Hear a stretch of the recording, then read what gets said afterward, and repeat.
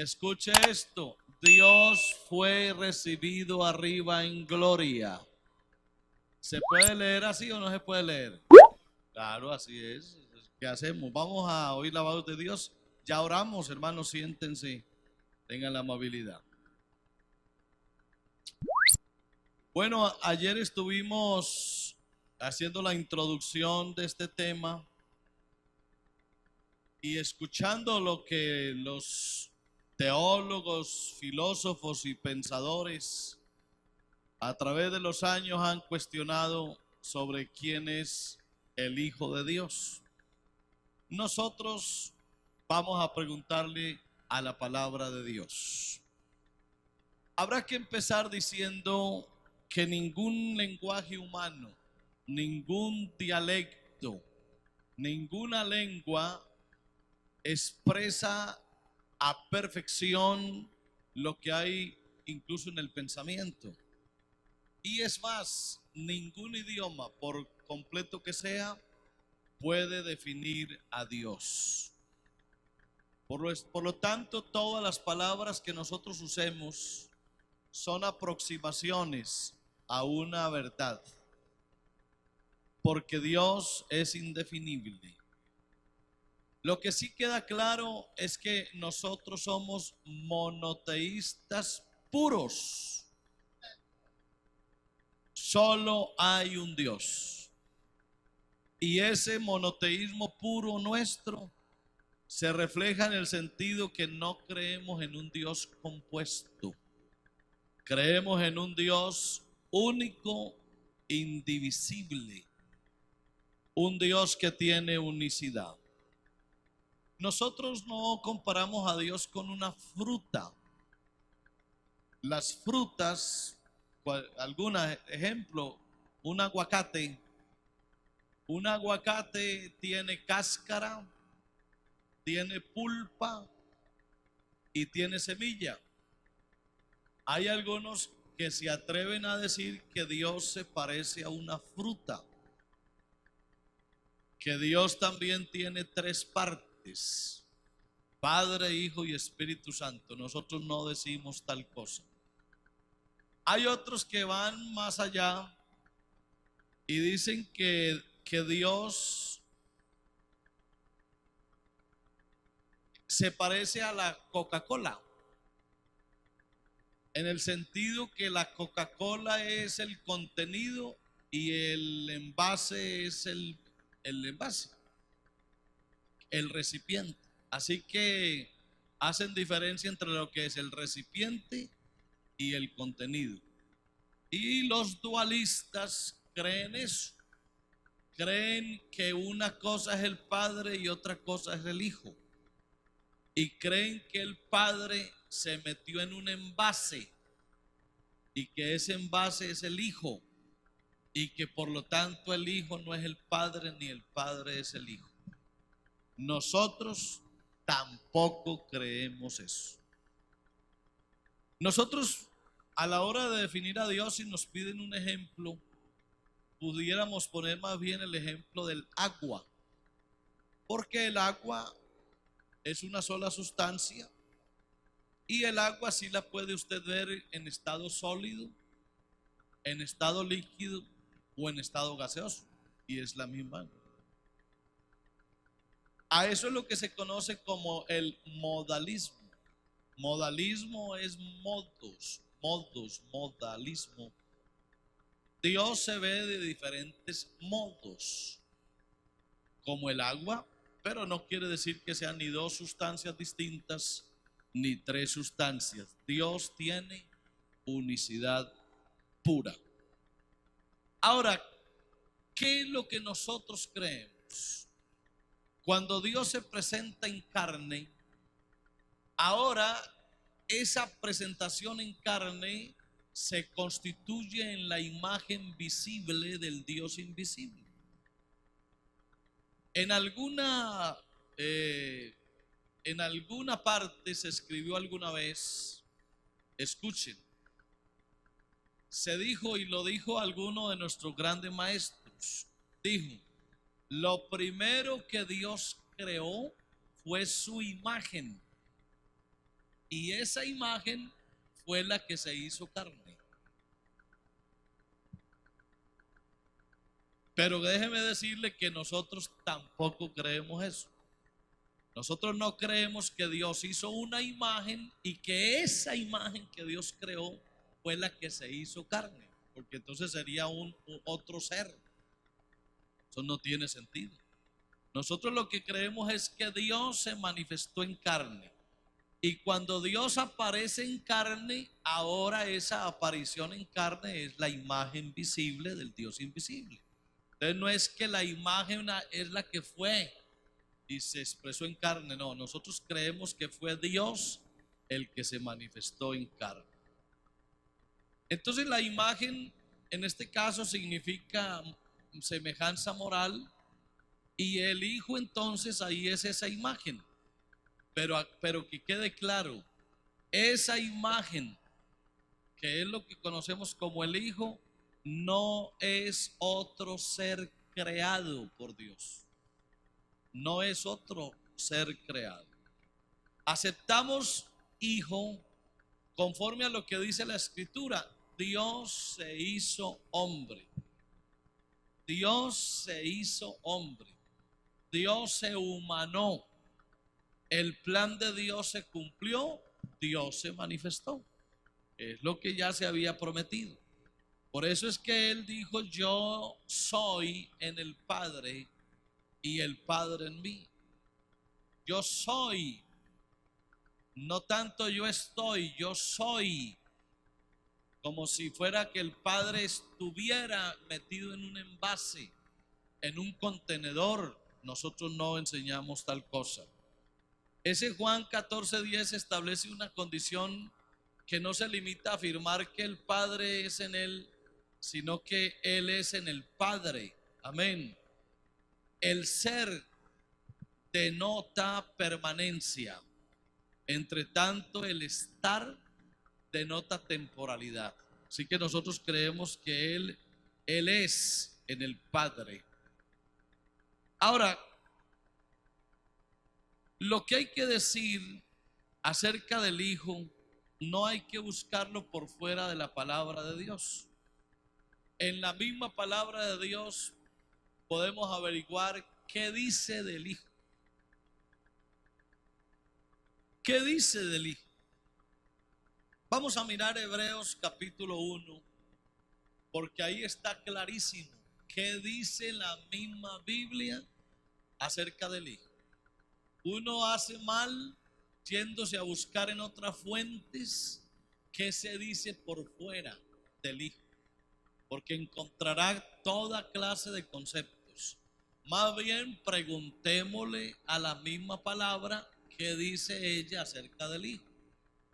Hebreos 1:3 dice: el cual, está hablando del Hijo. Todo ese capítulo 1 y los primeros capítulos de Hebreos están hablando es del Hijo.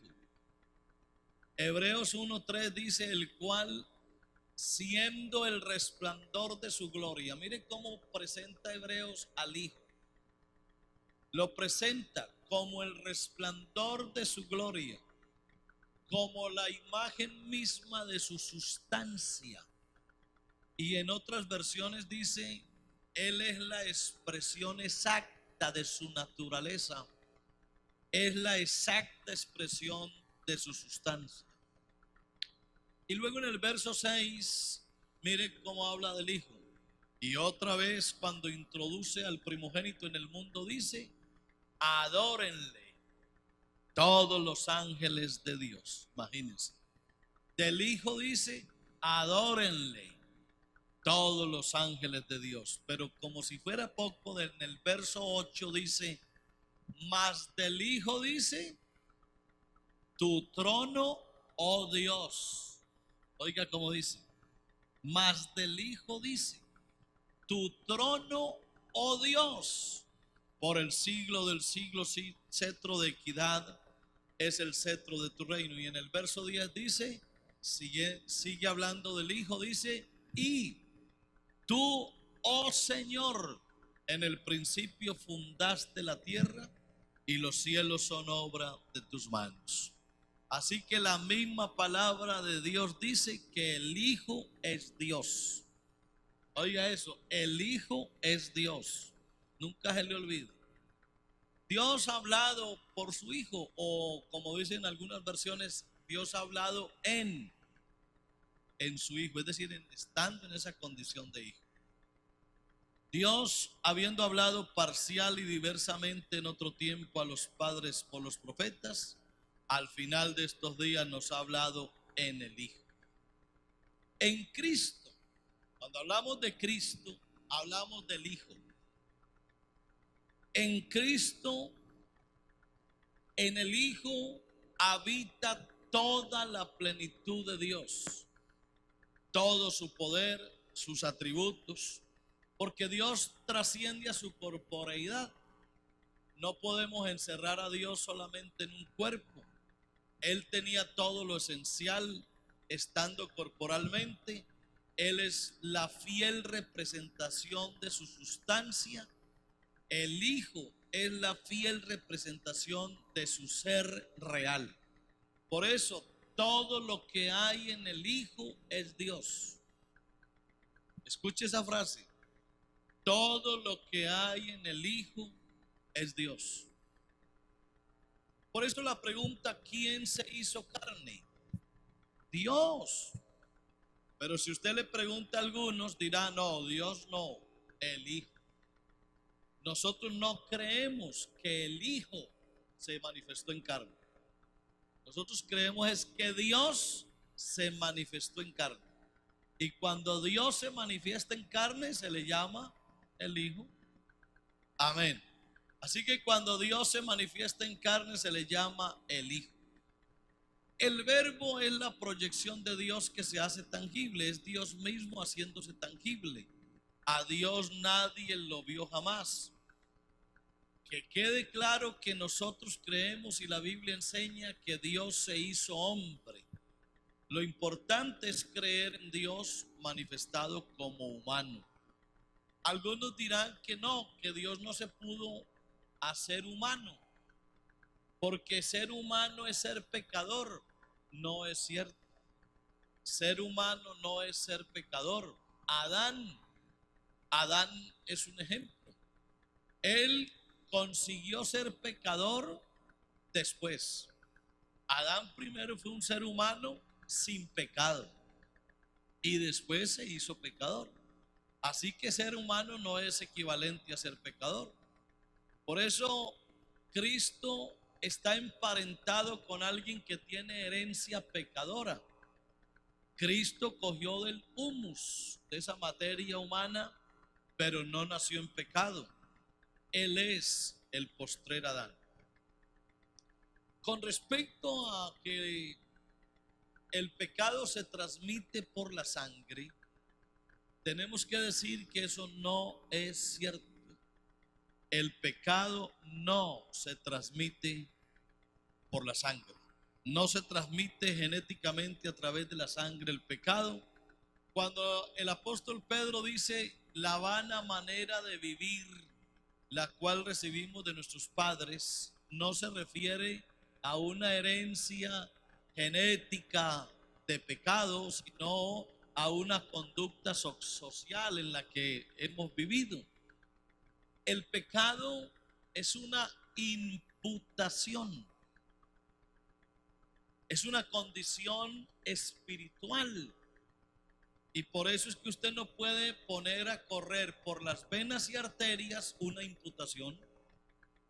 Dígame usted cómo hace para meter en las venas y arterias a través de la sangre una imputación jurídica. Eso es absurdo, eso no tiene sentido. El pecado es una imputación. Y yo siempre he comparado eso a dígame cómo hace usted para clavar un espíritu en una cruz, por donde le meten los clavos. Es que son dos condiciones totalmente distintas. Ahora, eso de que la sangre es la que transmite el pecado, tenemos que negarlo rotundamente. Entre otras cosas, Porque está comprobado, alguien dice, es que María se convirtió en, entre comillas, en la donante de la sangre para el hijo. Está comprobado que una criatura en el vientre de la madre que se está gestando no toma la sangre de la madre. La sangre de la mamá es la sangre de la mamá. Y la sangre de ese feto, ese embrión que se está formando es su propia sangre. La sangre del feto no es la sangre de la mamá.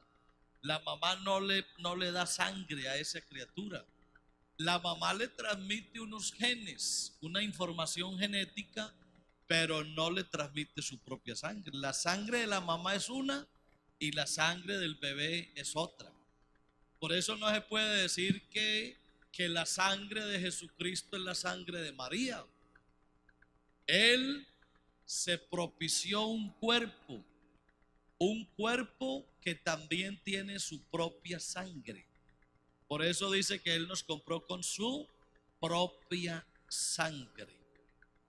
Ahora, si Jesús tuvo o no concupiscencia, la concupiscencia es un deseo y como tal no es bueno ni malo. En sí mismo la concupiscencia no es ni buena ni mala. Por ejemplo, cuando yo tengo sed, es la concupiscencia de la carne la que me pide que beba agua, pero beber agua no es pecado. Igualmente la concupiscencia de la carne me pide inmoralidad sexual, ya yo veré si lo hago o no. Pero la concupiscencia en sí es la necesidad que la carne tiene de satisfacer algún deseo que puede ser bueno o puede ser malo. En ese sentido podemos decir que Jesús, siendo un hombre completo, también tenía concupiscencia. Él también tuvo hambre, tuvo sed, tuvo sueño, se cansó, dormía, todo. ¿Y quién le pedía eso? Pues la concupiscencia que él tenía como ser humano que fue. Ahora Dios se manifestó en un hombre, y ese hombre es un hombre completo, completo. Usted no puede pensar que Jesús como hombre, si es hombre pero le faltó no sé qué. Hay algunos que dicen sí fue hombre, pero su cuerpo no es de hombre. Entonces, ¿qué es? No, que él sí fue hombre, pero no tuvo alma de hombre. Entonces, ¿qué fue? Un hombre sin alma. Y estos días alguien también me dijo, él sí fue hombre, pero no tuvo espíritu de hombre. Entonces, si no tuvo espíritu de hombre, ¿qué fue? Ahí es donde esas controversias de los años del siglo IV hacen efecto, porque es la razón la que empieza a explicar un poco de cosas. Yo le decía al pastor que me dijo eso, le dije, hermano, nosotros no vamos a hilar tan delgado. Nosotros creemos porque el Señor dice, indiscutiblemente Dios se manifestó en carne. Es un hombre como sea. Ahora, si un hombre solo tiene cuerpo, entonces Cristo solo tuvo cuerpo. Si un hombre tuvo cuerpo y alma, entonces Jesucristo solo tiene cuerpo y alma, humanos. Si el hombre tiene cuerpo, alma y espíritu humanos, entonces Jesucristo también tuvo que tener cuerpo, alma y espíritu humanos, porque Él es un hombre a cabalidad, totalmente hombre. Eso es lo que nosotros creemos. Ahora, Él tiene dos naturalezas, lo humano y lo divino, siempre lo hemos dicho. Dios fue un perfecto hombre. Escúchenlo bien, Dios se hizo un perfecto hombre y Él es Dios, obviamente perfecto. Cristo era un hombre, y esto fue lo que a algunos no le pareció por ahí. Cristo era un hombre con voluntad humana, con espíritu, alma y cuerpo humanos. Él era hombre en toda la extensión de la palabra, ¿sí? Toda la extensión de la palabra, él era un hombre. Usted a Dios manifestado como hombre no le puede quitar nada de hombre, porque entonces cae en un error de aquellos que se vivían en aquel tiempo. A Dios entonces nadie lo vio jamás como él siempre ha sido. Pero cuando él se presenta como hijo, ahora él expresa al Padre. Por eso dice: a Dios nadie le vio jamás. El unigénito Hijo que está en el seno del Padre, él le ha dado a conocer. Ahora, ¿por qué nadie ha visto a Dios? Es porque Dios es invisible. Jesús dijo que él era el unigénito del Padre, que él expresaba al Padre invisible. Por eso cuando se ve al unigénito, se ve al Padre. Por eso dice también Juan: nadie subió al cielo, sino el que descendió del cielo, el Hijo del Hombre que está en el cielo. Lo que hay que ir concluyendo es que el Dios invisible se hizo visible. Alguien dirá: es que Dios no pudo hacerse hombre, porque Dios es espíritu. Le vamos a quitar a Dios el poder de manifestarse como Él quiera. Dios se puede hacer visible cuando Él quiera. Él es el Todopoderoso. Y por eso quiero hacer énfasis en esta expresión de Pablo cuando dijo: e indiscutiblemente. Ese indiscutiblemente se traduce como declaradamente, explícitamente, enfáticamente. Dios se manifestó en carne, sin discusión alguna. Eso no hay que discutir. Sencillamente, hermano, porque eso es todo un misterio, eso es todo un milagro. Y los milagros de Dios no se discuten, se creen. Los milagros de Dios no se explican. Ahora hay un riesgo grande con la famosa teología liberal o el liberalismo teológico, que está pretendiendo a través de la razón y la inteligencia humanas explicar los misterios de Dios, hasta el punto que ya están diciendo que muchas cosas del Génesis y del Antiguo Testamento no fueron reales, que fueron solo historias y que son apenas como figuras literarias. Nosotros creemos en la palabra de Dios y en los milagros de Dios y no pretendemos explicarlos. Eso es como lo que le pasó al ciego de Juan 9. ¿Cómo te abrió los ojos? Explícanos el milagro. Desde un punto de vista científico o intelectual, explícanos el milagro. Él dijo: yo no sé nada, yo lo único que sé es que yo era ciego, él me echó lodo en los ojos, me dijo que me fuera a lavarme, yo fui, me lavé y regresé viendo. Eso es todo lo que yo puedo decir del milagro. Nosotros no pretendamos nunca explicar los milagros de Dios. No explique ese milagro de la encarnación, no lo explique ni pretenda explicarlo. Eso a usted no le hace falta meterse, perdóneme, no haga las veces de un ginecólogo, meterse por las entrañas de María y navegar por las trompas de Falopio y llegar hasta el ovario y buscar el óvulo y escarbar en el óvulo. No haga eso, que se enloquece. No se mete en esos problemas. Deje a la Virgen María tranquilita y créale a Dios. Ahora, dice la Biblia que Dios fue recibido arriba en gloria. ¿Cuándo? ¿Cuándo fue Dios recibido arriba en gloria? ¿Cuándo fue Dios visto por los ángeles? Los ángeles vieron a Dios manifestado en carne y se sorprendieron, porque los ángeles nunca habían visto a Dios manifestado en carne. Así que cuando los ángeles ven a Dios manifestado en carne, ellos se asombran. ¿Y sabe dónde está eso? Salmo 47:5 dice: Subió Dios con júbilo. Oiga eso, subió Dios con júbilo, con sonido de trompeta. Y me gusta muchísimo el Salmo 24.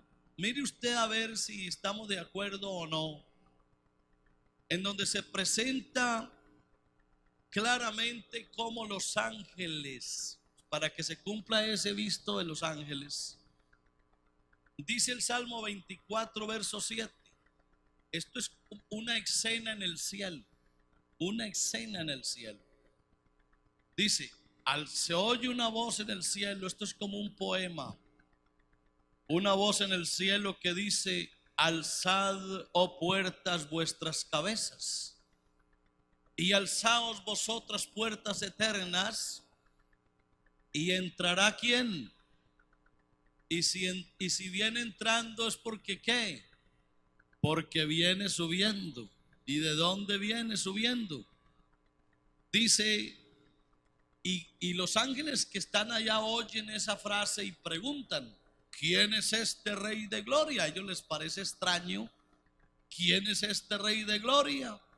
Y se escucha la respuesta que dice: Jehová, el fuerte y valiente, Jehová, el poderoso en batalla. Y otra vez dice: alzado puertas vuestras cabezas, y alzaos vosotras puertas eternas, y entrará el Rey de Gloria. Y otra vez aparece la pregunta: ¿quién es este Rey de Gloria? Permítame que lo amplíe un poquito. ¿Quién es este Rey de Gloria que viene entrando, que va subiendo? ¿Quién es? Porque ellos nunca lo habían visto manifestado en carne. Y la respuesta es la misma: Jehová de los ejércitos. Él es el Rey de la Gloria. En otras palabras, ese que ustedes están viendo vestido de carne no es nadie más ni nadie menos que el Jehová de los ejércitos, el mismo Rey de la Gloria. Aleluya. Dios se hizo presente en forma de hombre. Eso de que no es lo mismo Dios se manifestó o Dios se hizo, eso no es así. Hay que dejar claro que el griego es un idioma un poco estrecho en términos, y es lo mismo, es equivalente. Usted puede decir: Dios se manifestó en carne, Dios se hizo carne, Dios se mostró en carne, Dios se expresó en carne. Dígalo como quiera y es lo mismo. No le ponga otros sentidos a las palabras, que la palabra es lo que explica el texto en sí. Ahora, Cristo es humano y cuando se hace hombre se hace visible. Por eso, con respecto a Cristo, le faltaron al respeto porque no lo vieron como Dios. Porque no es fácil ver a Cristo y meterlo en el concepto de la divinidad, pero debe ser visto así. Otra de las cosas que algunos están discutiendo es decir que Cristo no tiene preexistencia. No creen en la preexistencia de Cristo. Nosotros sí hemos creído siempre en la preexistencia de Cristo. Lo que pasa es que nosotros no creemos en la preexistencia de Cristo como oficio, porque el oficio de Cristo, que es el ungido, o la figura de hijo, si es un asunto histórico en el tiempo. Mi hijo eres tú, yo te he engendrado hoy. En ese sentido, Cristo como figura, como función, no es preexistente. Nosotros hemos creído en la preexistencia de Cristo es como Dios. En su condición de Dios, Él siempre ha existido. Que es que el término preexistencia está acuñado y es un asunto más de teologías. No nos preocupa tanto eso. Lo que queremos decir es que Jesús, como Dios siempre ha existido. Así que pudiéramos decirlo, aunque no sea de una forma totalmente exacta o correcta, podemos decir Jesucristo como Dios siempre ha existido. En ese orden de ideas, Él es preexistente porque siempre ha existido. En su condición de Cristo o en su condición de Hijo, Él no es preexistente. Y tampoco podemos decir que Dios es preexistente. Podemos decir que Dios es el que siempre ha existido. Es decir, es un error decir que Dios es preexistente. No se puede decir Dios es preexistente. Dios es el que siempre ha existido. Cristo sí es preexistente, no en su condición de Cristo, sino en su condición de Dios. Así que Jesús como Dios es antes de Belén. Dice la Biblia en Miqueas 5 que sus salidas son desde el principio. Como hombre o como hijo es desde Belén. Eso es bueno que quede claro. Ahora, nosotros no creemos que Jesús sea un ser coeterno y diferente. O mejor dicho, el Hijo, hablemos más claro, el Hijo. Nosotros no creemos que el Hijo sea coeterno y diferente y que sea parte de la deidad. Nosotros no creemos eso. Nosotros tampoco creemos que el Hijo es una criatura. Nosotros creemos que Jesucristo es el creador. Y si Él es el creador, Él no puede ser una criatura. Cuando la Biblia habla de que Él es la primera creación de Dios, lo que está diciendo es otro asunto distinto. Él es la causa misma de la creación. Él dijo antes que Abraham fuese, yo soy. Y dijo la palabra, el Espíritu de Cristo que estaba en ellos. Y la roca espiritual que los seguía, ellos bebieron de esa roca y la roca era Cristo.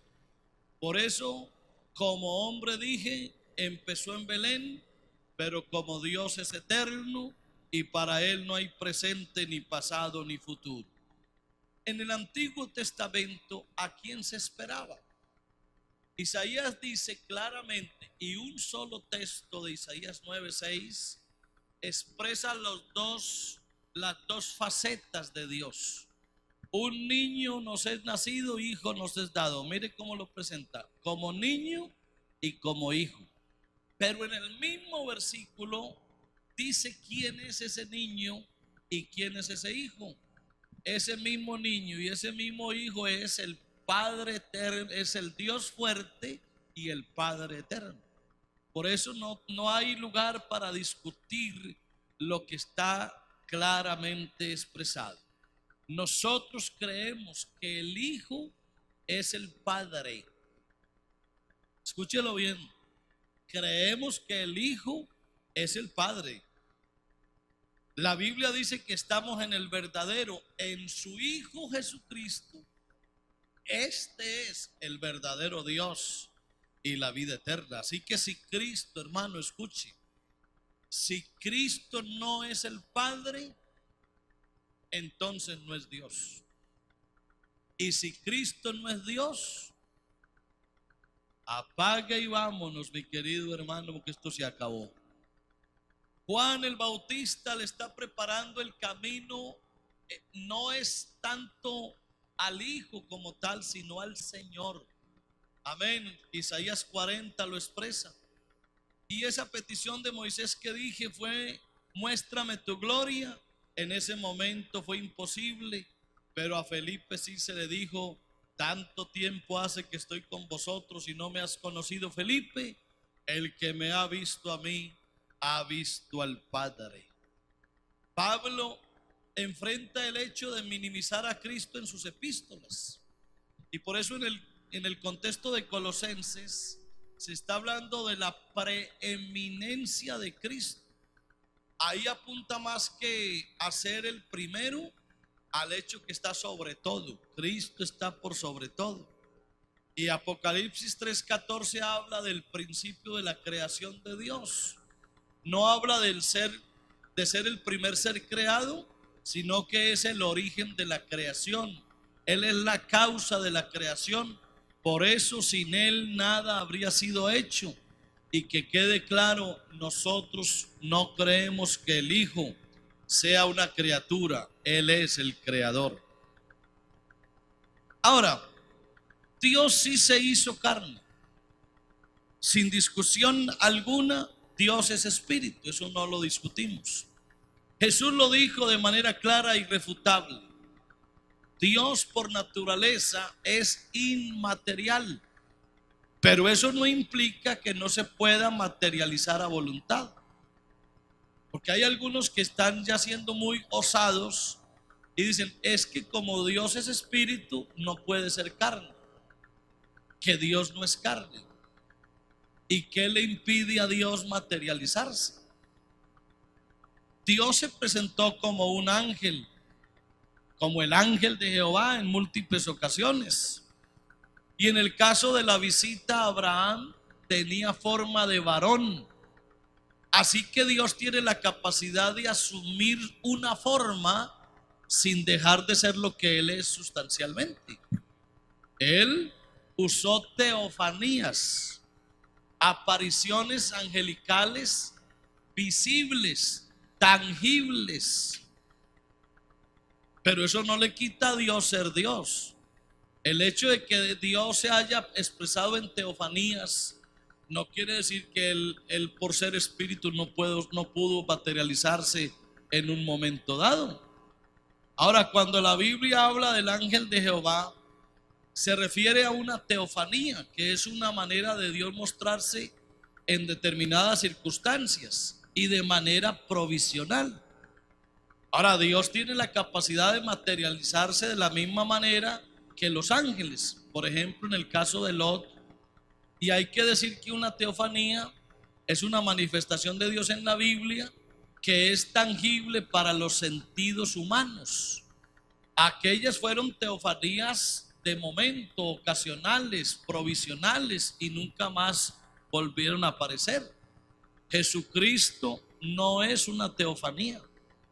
Jesucristo no es una teofanía. Jesucristo es Dios manifestado en carne, y su manifestación en carne persiste. Porque el cuerpo de Jesús no ha desaparecido. Por eso no podemos meter a Jesús como si Él fuera una teofanía. Ahora, Él es tan Dios que aceptó la adoración. Por eso cuando Pedro le dijo, tú eres el Hijo del Dios viviente, ese Hijo de Dios para un judío equivale a decir, tú eres Dios manifestado en carne.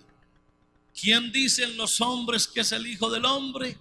Y Pedro le dice, después de algunas discusiones, tú eres el Cristo, el Hijo del Dios viviente. Decir eso a un judío era lo mismo decir, tú eres el Cristo, el Dios manifestado en carne. Era lo mismo. Y por eso fue que los judíos quisieron matarlo y lo consideraban blasfemo, porque creían que era un hombre que se hacía Dios, siendo al revés, siendo Dios, se estaba haciendo hombre. Ahora los docetas, como vimos ayer, están diciendo que él era una apariencia de hombre, que la carne de Cristo no era carne, sino aparentemente carne, basados entre otros textos en Romanos 8:3. Romanos 8:3 está diciendo que Él vino en semejanza de carne de pecado. Pero esa semejanza de carne de pecado de Romanos 8:3 no es docetismo. Cuando dice Romanos 8:3 ahí hay que buscarlo en otras versiones. Y lo que está diciendo Pablo no es que la carne de Cristo se parecía a la carne de un humano, no. Lo que está diciendo es que Cristo vino al mundo en la misma condición de debilidad de los seres humanos. En esa misma condición de debilidad fue que Él vino, porque Él tuvo que ser semejante en todo a nosotros. incluidas nuestras debilidades. Entonces no es no es, escúchelo, que la saliva de Cristo no es humana. ¿Cómo no va a ser humana? La saliva de Cristo es humana. El sudor de Cristo es humano. El hambre de Cristo es un hambre humana. La sed es sed física. La sangre de Cristo es sangre humana. Usted no puede decir que la sangre de Cristo era divina. La sangre de Cristo era humana. La vida de Cristo era vida humana. ¿Con cuál vida nos compró Él a nosotros? ¿Cuál fue la vida que Cristo dio por nosotros? La vida humana. Cristo no dio la vida divina por nosotros. Él dio fue su vida humana. Amén. Así que Cristo era humano. La sangre humana de Cristo era la sangre de Dios. Por eso es que la Biblia habla de su propia sangre, la cual Él ganó con su propia sangre. Y esa sangre era de Dios porque ese cuerpo era de Dios. Amén. Porque esa vida era una vida humana, pero ese era Dios expresado en carne. Por eso todo lo que hay en el Hijo es de Dios y es Dios. Así que la sangre humana de Cristo es la sangre de Dios, que no la recibió de María. Él produjo una sangre. Él produjo una sangre, su propia sangre humana, para redimir a los hombres. Por eso el misterio está declarado. Él es el misterio de la piedad, del amor, y el hacerse carne es todo un milagro. A su nombre sea la gloria. Ahora, Hebreos 2:17 dice: por lo cual debía ser en todo semejante a sus hermanos, para venir a ser misericordioso y fiel sumo sacerdote en lo que a Dios se refiere, para expiar los pecados del pueblo. Jesucristo como hombre fue igualito a usted y a mí en todo. Él no me vaya a decir que lo de Él no era humano. Todo lo de Jesús era humano, todo. Amén, sin dejar de ser Dios. Él es Dios con nosotros, o mejor dicho, Dios entre nosotros. Ese es Mateo 1:23, cuando habla de Emmanuel. Lo que está diciendo es que el Dios eterno, el Dios invisible, ahora es visto por nosotros. Ya no hay necesidad de evocar a un Dios intocable y más que trascendente, ni imaginar cómo es, porque Él mismo se nos ha revelado. Dios ha morado entre nosotros y ha andado entre nosotros. Por eso, con toda seguridad hay que creer que Jesús de Nazaret es el mismo Dios que mora con el hombre. Él nos ha manifestado la naturaleza y los atributos de Dios. Ahora, ¿por qué se le dice Cristo? Cristo es ungido, escogido, separado para una misión, y confluye en él la autoridad, la habilidad, una actividad o una misión. Por eso cuando se dice que Él es el Cristo, esa es una investidura para cumplir una misión. Es algo como lo que pasaba en el Antiguo Testamento con los sacerdotes, los profetas y los reyes, que también eran ungidos. Y así, ungido y todo, Cristo y todo, Él no dejó de ser Dios. Por eso Pablo a los romanos les dice que Él es Dios por sobre todas las cosas. Ahora, ¿quién murió en la cruz del Calvario? Como hombre murió, como hombre resucitó, como hombre venció a Satanás. ¿Usted cree que Dios venció a Satanás como Dios? Como dijo uno de nuestros ancianos alguna vez, si Dios hubiera vencido a Satanás como Dios, Era una pelea de una ballena con una sardina. Entonces no tenía sentido. Dios venció a Satanás, fue en su condición de hombre. Por eso dice Hebreos 2:14, por cuanto los hijos participaron de carne y sangre, Él participó de lo mismo, para destruir por medio de la muerte al que tenía el imperio de la muerte, es a saber, al diablo, y librar a todos los que por el temor de la muerte estaban sujetos a esclavitud. Así que, hermano, Él se apropió. Cuando la Biblia dice participó de carne y sangre, lo que está diciendo es que se apropió, amén, se apropió de carne y de sangre, porque Dios en su cuerpo fue enterrado.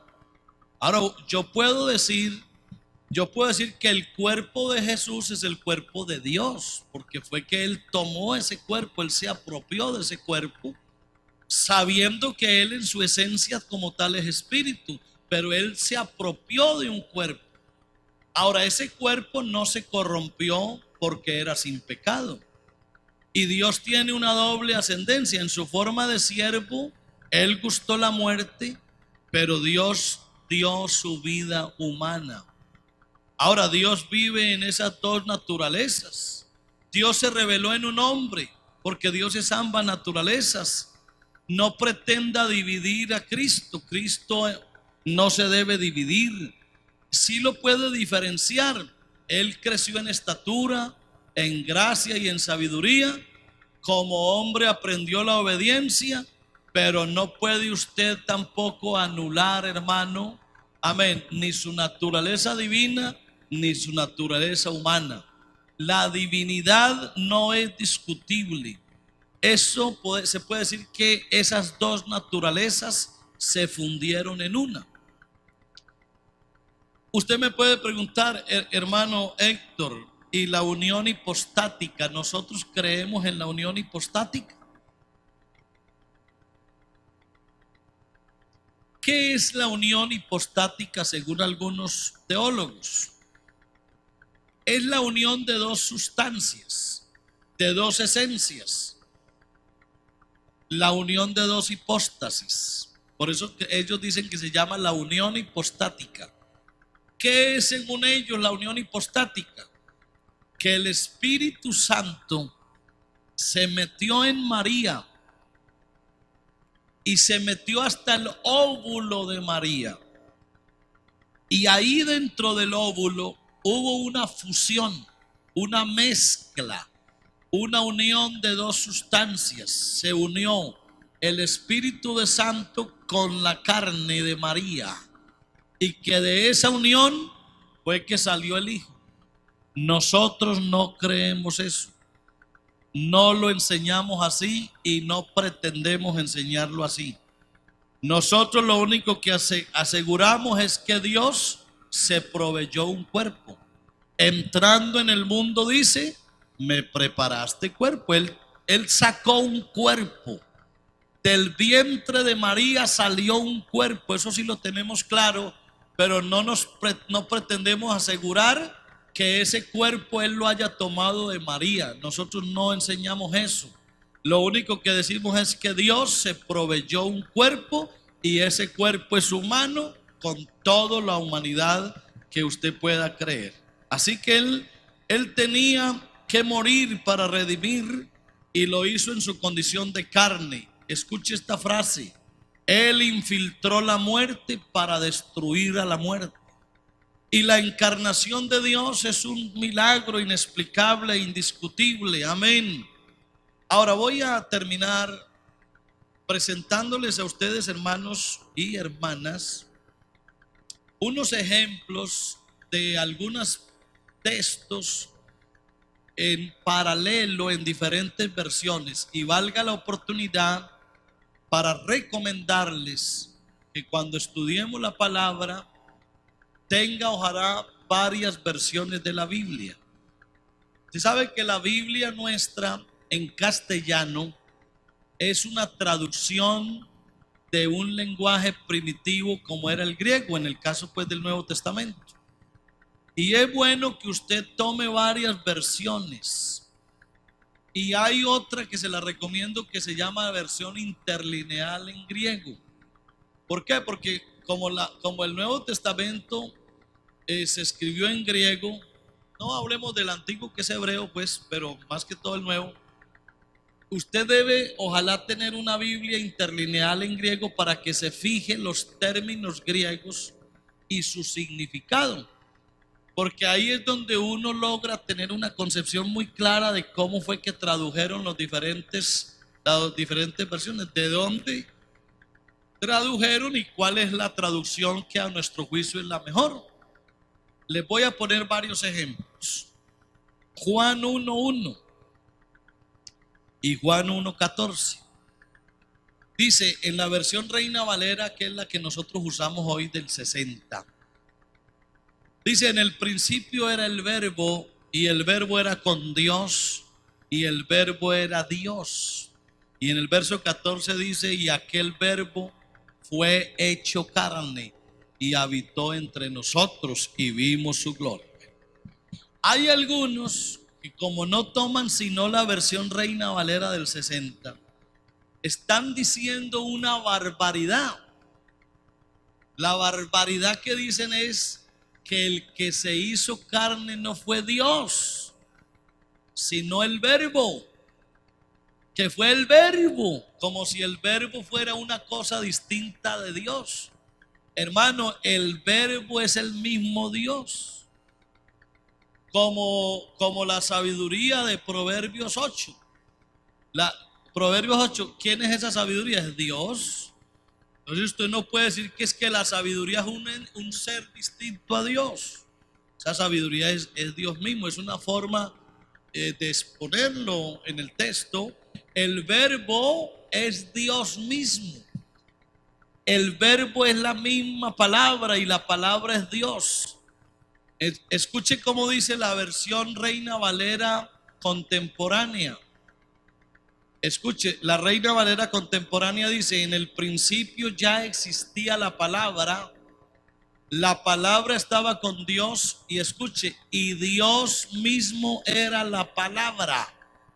En la Biblia de Lawson, en la 1602, dice así: Dios mismo era la palabra. Así que usted no puede creer que fue la palabra la que se hizo carne, como si la palabra fuera un ser distinto a Dios. Usted lo que tiene que creer es que esa palabra es Dios mismo, y fue Dios el que se manifestó en carne.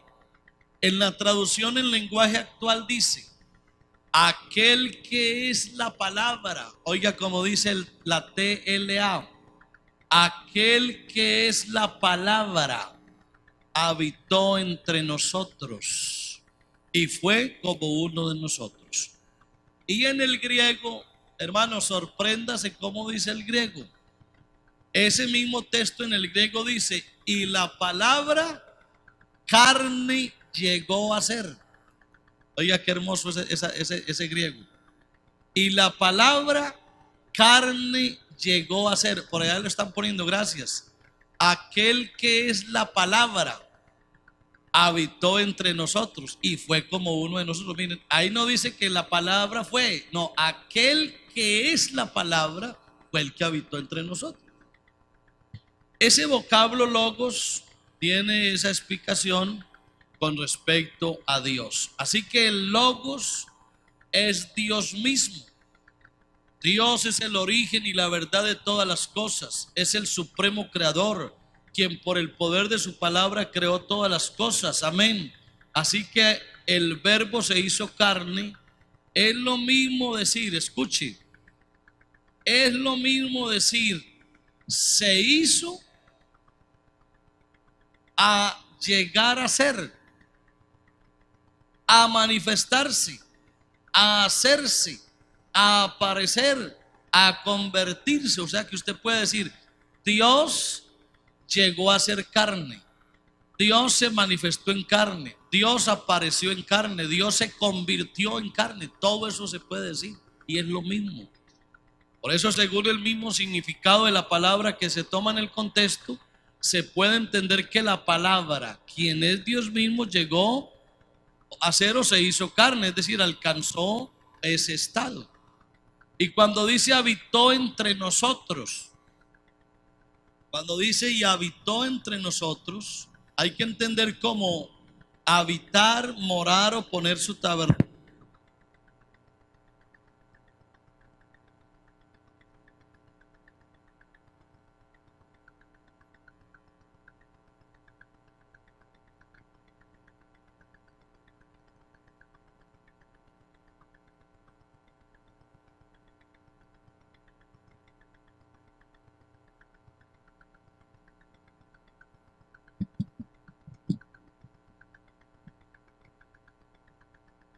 Sí.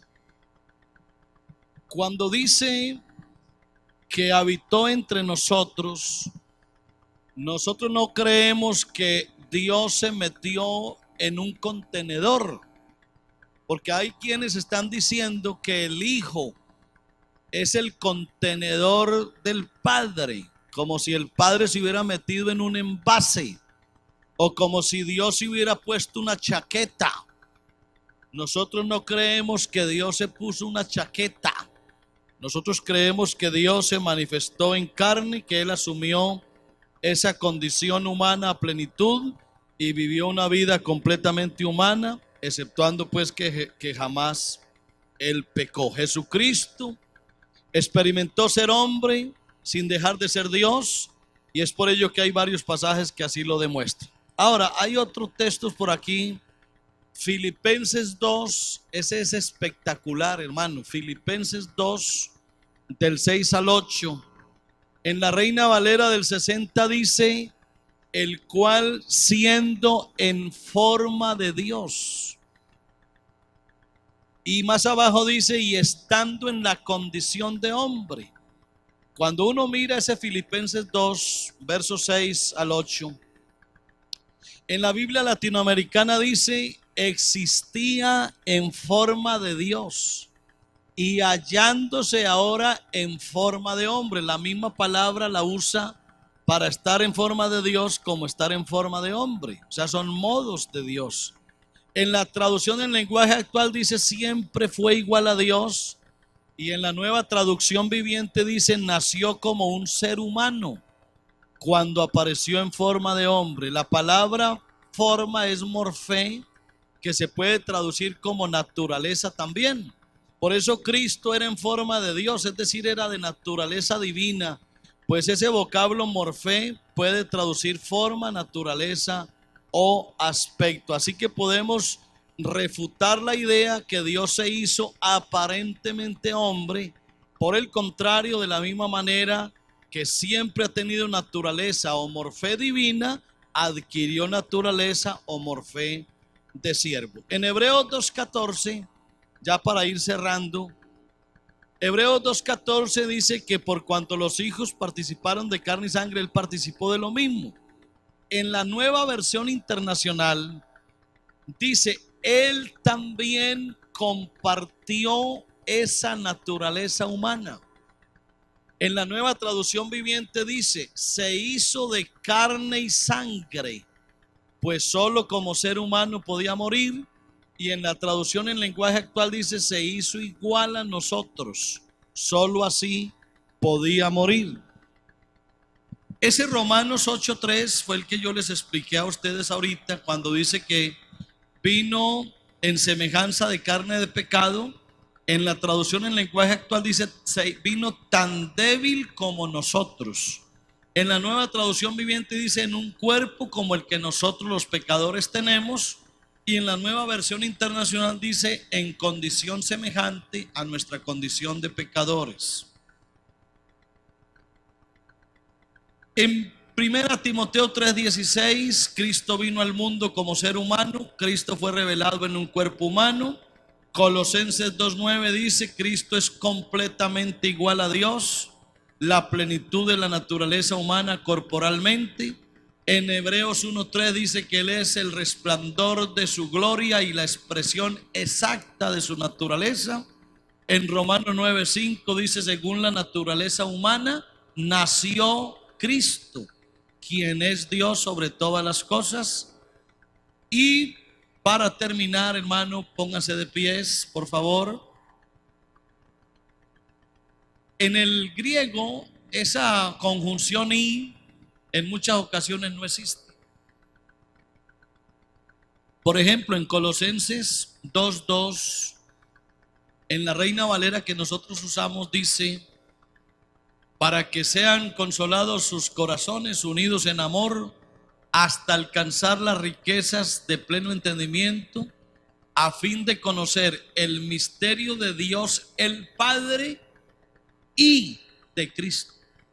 Y resulta que esa y, que es una conjunción, kai en griego, no existe. Ahí no existe. Así que habría que traducir el texto hablando no del misterio de Dios el Padre y de Cristo, como si fueran dos seres. Había que traducirlo: el misterio del Dios Cristo. Oiga eso, del Dios Cristo. O mejor, el misterio del Dios ungido. ¿Cuándo fue ungido Dios? Cuando se manifestó en carne.